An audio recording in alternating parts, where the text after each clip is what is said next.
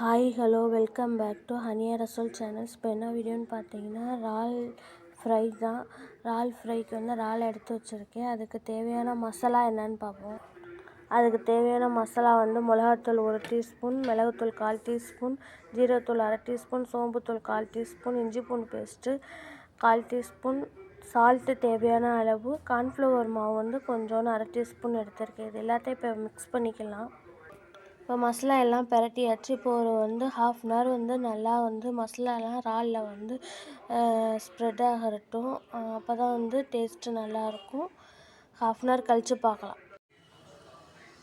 இப்போ 1/2 an hour நல்லா இறாலில் masala spread ஆகிடுச்சு. இப்போ வறுத்து எடுத்துக்க வேண்டியது தான். அடுப்பில் சட்டியை வச்சு எண்ணெய் ஊற்றியாச்சு. எண்ணெயை இப்போ நல்லா காஞ்சிருச்சு. இப்போ இறாலை போட வேண்டியதான்.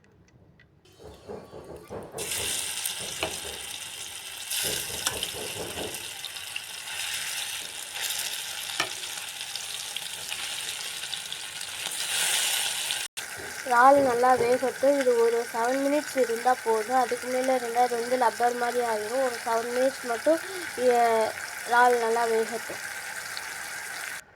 இறால் நல்லா வெந்துருச்சு.